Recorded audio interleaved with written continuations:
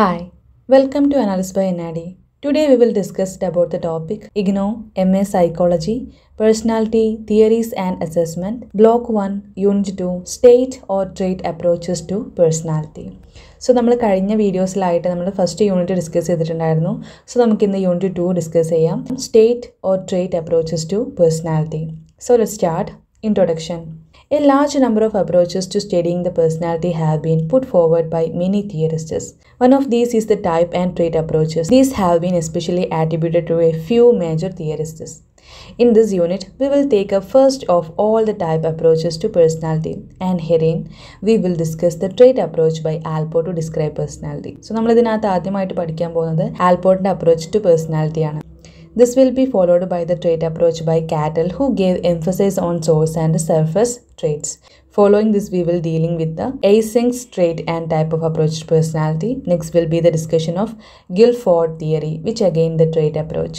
This is followed by the relatively more recent 5-factor model of personality. ഈ ഒരു യൂണിറ്റിൽ നമ്മൾ എന്തൊക്കെ പഠിക്കാൻ പോകുന്നത് ഡിഫൈൻ പേഴ്സണാലിറ്റി, അതുപോലെ describe Allport trait theory approach, അതുപോലെ elucidate the factors contributed to Allport theory of personality, describe Cattell's trait theory to understanding personality, explain the factors contributing to Cattell's personality theory, elucidate Eysenck's theory of trait and type of approach, explain the factors contributing to extraversion, neuroticism and psychoticism.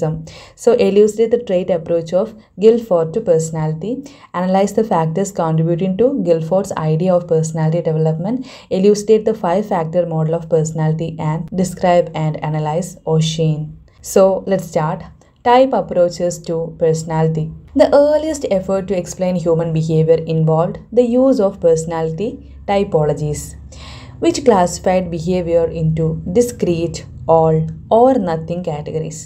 For example, Hippocrates, a Greek physician, and later on Galen too, classified individuals into 4 exclusive types according to 4 basic internal fluids or humors, each associated with a particular temperament.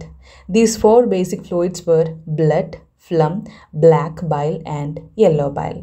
Human ബിഹേവിയറിനെ explain ചെയ്യാൻ വേണ്ടി ആദ്യമായിട്ടുള്ള എഫേർട്സുകളൊക്കെ involve ചെയ്യുന്നത് personality ടൈപ്പോളജീസ് വെച്ചിട്ടാണ്.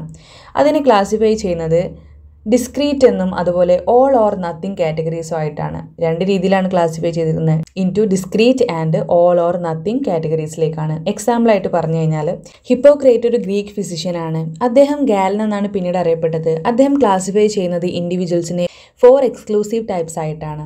ഏതിനെ base ചെയ്തിട്ടാണ്? 4 basic internal ഫ്ലൂയിഡ്സിനെ base ചെയ്തിട്ട്. അതെല്ലാം ഒരു പെർട്ടിക്കുലർ ടെമ്പറാമെൻറ്റ് വെച്ചിട്ടാണ് അദ്ദേഹം ക്ലാസിഫൈ ചെയ്യുന്നത്. ടെമ്പറാമെൻറ്റ് എന്ന് പറഞ്ഞാൽ ഗുണവിശേഷം. സോ ഇതിനെല്ലാം ഒരു പെർട്ടിക്കുലർ ഗുണവിശേഷമുണ്ട്. സോ അതിനെ ബേസ് ചെയ്തിട്ടാണ് അദ്ദേഹം ഇൻഡിവിജ്വൽസിനെ ക്ലാസിഫൈ ചെയ്തിരിക്കുന്നത്. ഈ 4 ഫ്ലൂയിഡ്സ് ഏതൊക്കെയാണെന്ന് വെച്ച് കഴിഞ്ഞാൽ blood, plum, black bile and yellow bile. രക്തം, കഫം. ബ്ലാക്ക് ബൈൽ എന്ന് പറഞ്ഞാൽ കറുത്ത പിത്തം, യെല്ലോ ബൈൽ എന്ന് പറഞ്ഞാൽ മഞ്ഞപ്പിത്തം. സോ ഇതിനെ വെച്ചിട്ടാണ് ഈ 4 കാര്യങ്ങൾ വെച്ചിട്ടാണ് അദ്ദേഹം ക്ലാസിഫൈ ചെയ്യുന്നത്. The dominance of any one fluid led to a particular personality temperament. ഇതിലുള്ള ഏതെങ്കിലും ഒന്ന് അവർക്ക് കൂടുതലാണെങ്കിൽ സോ അതിനെ വെച്ചിട്ടാണ് അദ്ദേഹം ചെയ്തിട്ടുള്ളത് ആ ഒരു പെർട്ടിക്കുലർ പേഴ്സണാലിറ്റീനെ ക്ലാസിഫൈ ചെയ്യുന്നത്. ഇതിലുള്ള ഏതെങ്കിലും ഒന്ന് ഡോമിനേറ്റ് ആയി കഴിഞ്ഞാൽ അവരുടെ പേഴ്സണാലിറ്റിനെ അത് മാറ്റാമെന്നുള്ളതാണ്. For example, dominance of blood produces sanguine temperament, cheerful and active. Blood dominate ചെയ്തിരിക്കുന്ന വ്യക്തികൾ എപ്പോഴും ഒരു ചിയർഫുൾ ആയിട്ടുള്ള പേഴ്സൺ ആയിരിക്കും, എപ്പോഴും ആക്റ്റീവ് ആയിട്ടുള്ള ഒരു പേഴ്സൺസ് ആയിരിക്കും. അതിനെ സാങ്ക്വെയിൻ ടെമ്പറാമെൻ്റ് എന്നാണ് പറയുക. സാങ്ക്വെയിൻ ആയിട്ടുള്ള ഗുണവിശേഷമാണ് അവരിൽ ഉണ്ടാവുക. So dominance of phlegm produces phlegmatic temperament, apathetic and sluggish. Sluggish എന്നൊക്കെ പറഞ്ഞു കഴിഞ്ഞാൽ മടിയുള്ള എന്നുള്ള രീതിയിലാണ്, ഒരു എനർജി ഇല്ലാത്ത പോലെ, അതാണ് അവർക്ക് പ്രൊഡ്യൂസ് ചെയ്യുക. ആ ഒരു രീതിയിലുള്ള പേഴ്സണാലിറ്റി ആയിരിക്കും ഫ്ലഗ്മാറ്റിക് ടെമ്പറാമെൻറ്റ് പ്രൊഡ്യൂസ് ചെയ്യുന്നത്. അപ്പോൾ ഡോമിനൻസ് ഓഫ് ഫ്ലം എന്താണ് പ്രൊഡ്യൂസ് ചെയ്യുക? ഫ്ലഗ്മാറ്റിക് ടെമ്പറാമെൻ്റ് ആണ്. അതായത് ഫ്ലഗ്മാറ്റിക് ആയിട്ടുള്ള അപ്പത്തറ്റിക് ആൻഡ് സ്ലഗ്ഗിഷ് ആയിരിക്കും. So the dominance of black bile produces melancholic temperament, sad and brooding. Melancholic എന്ന് പറഞ്ഞാൽ സാഡ് ആയിട്ടുള്ള, ബ്രൂഡിങ് ആയിട്ടുള്ള ഒരു രീതിയിലുള്ള ടെമ്പറാമെൻ്റ് ആണ് ബ്ലാക്ക് ബൈൽ പ്രൊഡ്യൂസ് ചെയ്യുക. ഓക്കെ, സാഡ് ആയിട്ടുള്ള, എപ്പോഴും ദുഃഖമുള്ള അല്ലെങ്കിൽ ബ്രൂഡിങ് ആയിട്ടുള്ള ഒരു ടെമ്പറാമെൻ്റ് ആണ് എന്ത് ചെയ്യുന്നത്? മെലാങ്കോളിക് ടെമ്പറാമെൻറ്റ് പ്രൊഡ്യൂസ് ചെയ്യുന്നത്. അത് black bile ഡോമിനൻസിൽ.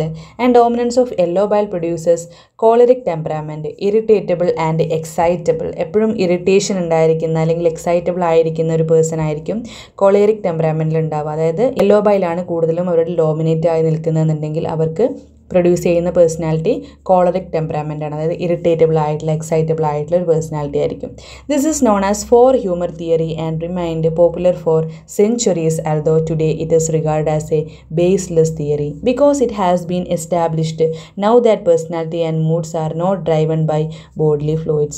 Later on the basis of observation of patients, Hippocrates pointed out that people with short and thick bodies were prone to stroke and those with tall, thin bodies to tuberculosis. ഇതിൻ്റെ പേര് four humour theory എന്നാണ്. ഇത് ആ ഒരു സമയത്ത് നന്നായിട്ട് popular ആയിരുന്നു. ഇത് പിന്നീട് എന്ത് ചെയ്തു, ഇതിന് പിന്നീട് അടിത്തറ ഇല്ലാത്തൊരു തിയറി ആയിട്ട് ഇത് മാറുകയാണ്. സോ ഇതിൻ്റെ എസ്റ്റാബ്ലിഷ്മെൻറ്റും അതുപോലെ പേഴ്സണാലിറ്റിൻ്റെ മൂഡ്സും നമുക്ക് ബോഡി ഫ്ലൂയിഡ്സ് വെച്ചിട്ട് ഡിറ്റർമൈൻ ചെയ്യാൻ പറ്റില്ല എന്നുള്ള രീതിയിലാണ് പിന്നീടുള്ള പഠനങ്ങളൊക്കെ തെളിയിക്കുന്നത്.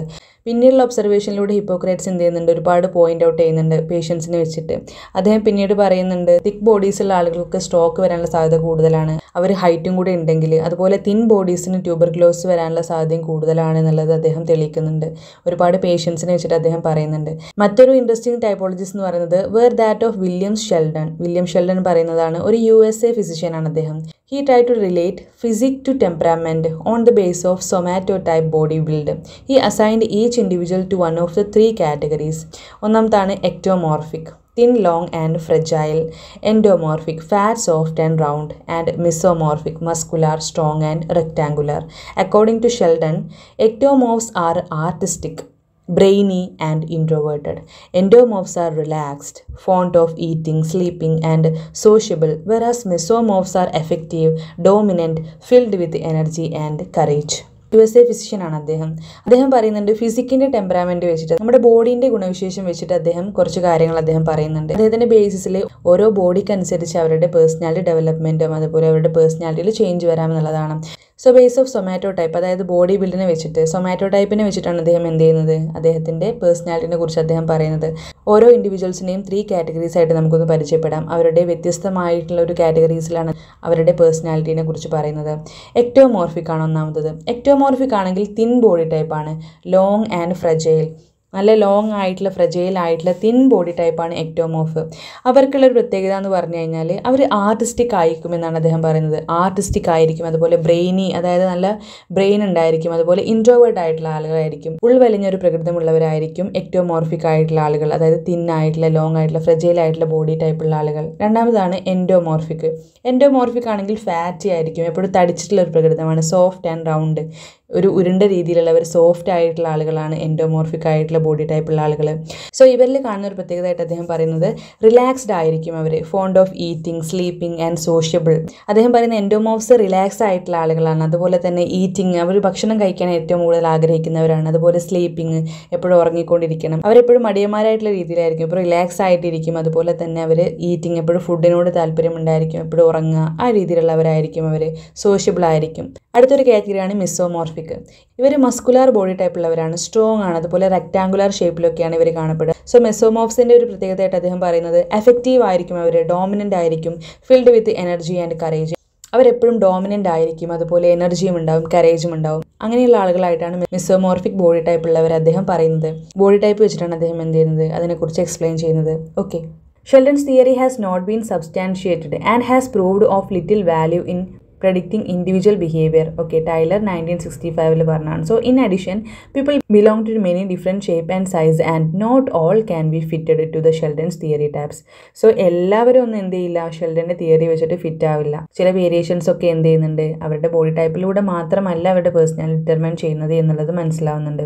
Okay, MBTI, Myers-Briggs Type Indicator. Typology is another typology which is modern one and based upon Carl Jung's theory of personality type. Carl Jung's theory of personality type പറയുന്നതാണ് MBTI, Myers-Briggs Type Indicator. ഇതൊരു ടൈപ്പോളജിയാണ്, ഇത് മറ്റൊരു ടൈപ്പോളജിയാണ്. ഇത് നമുക്ക് എന്താണെന്നുള്ളത് നോക്കാം. Using the MBTI, individuals' self-reported preferences are used to assess 4 dimensions of personality. 4 dimensions of personality ആണ് ഇതിലൂടെ നമുക്ക് മനസ്സിലാക്കാൻ പറ്റുന്നത്. E or I, extraversion to introversion; S or N, sensing or intuition; T or F, thinking, feeling; and J or P, judgment to perception. The MBTI identifies 16 types of personality based on Jung's distinction between EI, SN, TF as well as upon Isobel Myers' distinction between JP distinction between indicates as to whether an individual's orientation towards the external world comes from rational judging or the irrational perceiving function pair. ഇതിനകത്ത് MBTI എന്ന് പറഞ്ഞ ഒരു individual self reported preferences ആണ്. ഇതെന്താണ്? ഇത് നമുക്ക് 4 dimensions of personality മനസ്സിലാക്കി തരും എന്നുള്ളതാണ്. ഒന്നാമത്തത് E/I ആണ്, എക്സ്ട്രാവേർഷൻ, ഇൻട്രോവേർഷൻ. അടുത്തതാണ് S/N. ഇത് ഷോർട്ടാണ് എസ് എന്ന് പറയുന്നത്. എസും എന്നും ഇയും ഐയും ഒക്കെ ഇതിനകത്ത് ഷോർട്ട് ആയിട്ടുള്ള ലെറ്റേഴ്സ് ആണ്. സോ എസ് എന്ന് പറഞ്ഞാൽ സെൻസിങ്, എൻ എന്ന് പറഞ്ഞാൽ ഇൻറ്റ്യൂഷൻ ആണ്. ടിയും എഫ് എന്താണ്? തിങ്കിങ് ആൻഡ് ഫീലിംഗ് ആണ്. ജെയും പിയും ജഡ്ജ്മെന്റ് ആൻഡ് പെർസെപ്ഷൻ ആണ്. ഇതിലുള്ള MBTI ഐഡന്റിഫൈ ചെയ്യുന്നത് 16 ടൈപ്പ് ഓഫ് പേഴ്സണാലിറ്റി നമുക്കിത് കമ്പൈൻ ചെയ്താൽ കിട്ടും. അതായത് ഇതിനകത്തുള്ള ഓരോന്നും എന്ത് ചെയ്യാണ്, മ്യൂച്വലി അങ്ങോട്ടും ഇങ്ങോട്ടും നമുക്ക് കൺവേർട്ട് ചെയ്തുകൊണ്ട് ഇതിനെ 16 ടൈപ്പ് ഓഫ് പേഴ്സണാലിറ്റി ആയിട്ട് നമുക്ക് ഇതിനെ മാറ്റാൻ പറ്റും. EI, SN, TF as well as upon isobel Myers distinction between JP distinction indicates as the method individual orientation towards the external world comes from rational. Mutually നമുക്ക് ഇതിനെ convert ചെയ്തുകൊണ്ട് എന്ത് ചെയ്യാം, 16 ടൈപ്പ് ഓഫ് പേഴ്സണാലിറ്റി നമുക്ക് ഇതിനകത്ത് നിന്ന് കിട്ടും എന്നുള്ളതാണ് ഇതിനകത്ത് പറയുന്നത്. ഇതിനെല്ലാം ഒരു പെയേഴ്സ് ആയിട്ട് പറയുന്നുണ്ട്. സോ റാഷണൽ ജഡ്ജിങ് ആയിട്ടുള്ള അല്ലെങ്കിൽ പെർസീവിങ് ഫംഗ്ഷൻ പെയർ ആയിട്ട് നമുക്ക് കിട്ടും. സോ ഇതിനകത്ത് പറയുന്നത് if a person take MBTI, he would be assigned to only one pole of each dimension and the combination of dimensions would determine with the 16 type of best describe him. 16 type of personality നമുക്കിത് base ചെയ്തിട്ട് കിട്ടും. എക്സാമ്പിളായിട്ട് പറഞ്ഞാൽ ഒരു person receive ചെയ്യുന്നത് ESFP ഫോർമാറ്റിലാണെങ്കിൽ, അതായത് extrovert ആയിട്ടുള്ളൊരു വ്യക്തിയാണ്.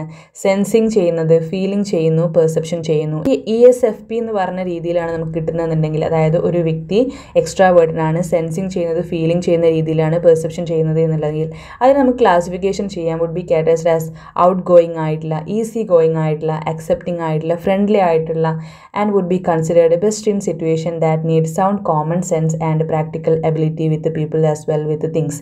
So ESFP എന്ന് പറഞ്ഞ രീതിയിലാണ് ഒരു വ്യക്തിയുടെ പേഴ്സണാലിറ്റി നമ്മൾ ഐഡൻറ്റിഫൈ ചെയ്യുന്നത് എന്നുണ്ടെങ്കിൽ, അതായത് എക്സ്ട്രാവേർട്ട് ആയിട്ടുള്ള, സെൻസിങ് ചെയ്യുന്നത്, ഫീലിംഗ് വെച്ചിട്ട് പെർസെപ്ഷൻ ചെയ്യുന്നത് എന്നുണ്ടെങ്കിൽ അത് നമുക്ക് ക്ലാസിഫൈ ചെയ്യാൻ പറ്റുന്ന ആ ഒരു വ്യക്തിയുടെ ക്യാരക്ടറായിട്ട് പറയുന്നത് ഔട്ട് ഗോയിങ് ആയിരിക്കും, ഈസി ഗോയിങ് ആയിരിക്കും, അക്സെപ്റ്റ് ചെയ്യുന്ന ഒരു വ്യക്തിയായിരിക്കും, ഫ്രണ്ട്ലി ആയിട്ടായിരിക്കും എന്നുള്ളതാണ്. സോ ഇതിനെ നമുക്ക് കൺസിഡർ ചെയ്യാൻ പറ്റുന്നത് ഒരു ബെസ്റ്റ് സിറ്റുവേഷനിൽ അവരെപ്പോഴും സൗണ്ട് കോമൺ സെൻസ് ഉള്ളവരായിരിക്കും എന്നുള്ളതാണ്. സോ അവർക്ക് പ്രാക്ടിക്കൽ എബിലിറ്റി ഉണ്ടായിരിക്കും with people as well as with things. അവർക്ക് ചിന്തകളും അവരുടെ കാര്യങ്ങളും ആയിട്ട് പീപ്പിൾസും ആയിട്ടുള്ള പ്രാക്ടിക്കൽ എബിലിറ്റി അവർക്ക് കൂടുതലായിരിക്കും എന്നുള്ളതാണ് അവർ പറയുന്നത്.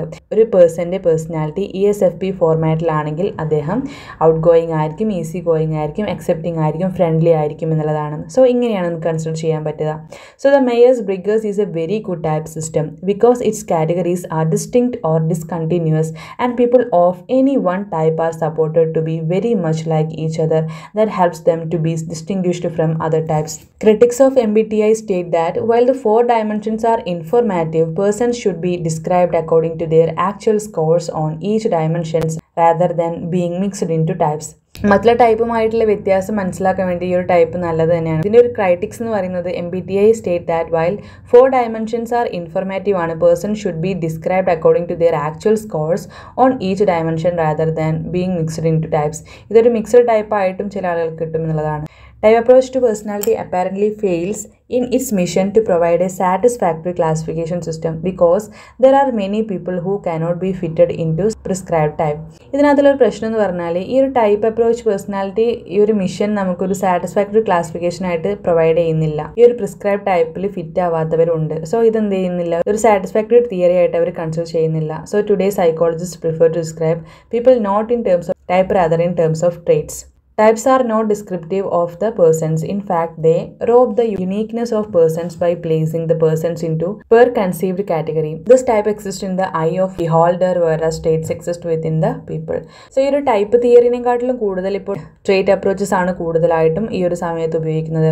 കാര്യം ഈ ഒരു ടൈപ്പ് തിയറി എല്ലാവർക്കും ഒന്നും എന്ത് ചെയ്യാൻ പറ്റുന്നില്ല, പ്രിസ്ക്രൈബ് ചെയ്ത ടൈപ്പ് അവരിൽ കാണുന്നില്ല എന്നുള്ളതാണ്. സോ ഒരു സാറ്റിസ്ഫാക്ടറി തിയറി ആയിട്ട് ഇത് മാറുന്നില്ല.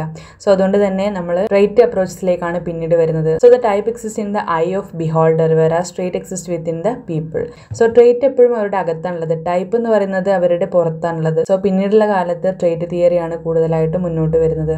സോ ഇനി നമുക്ക് നോക്കാനുള്ളത് ട്രേറ്റ് അപ്രോച്ചസിനെ കുറിച്ചാണ്. സോ ആദ്യ കാലങ്ങളിൽ ഉണ്ടായിരുന്ന ടൈപ്പ് അപ്രോച്ചസ് ആണ് നമ്മൾ ഇതുവരെ ഡിസ്കസ് ചെയ്തിട്ടുണ്ടായിരുന്നത്. അപ്പോൾ ട്രേറ്റ് അപ്രോച്ചസ് നമുക്ക് അടുത്ത ക്ലാസ്സിൽ ഡിസ്കസ് ചെയ്യാം. എല്ലാവർക്കും താങ്ക് യു സോ മച്ച്.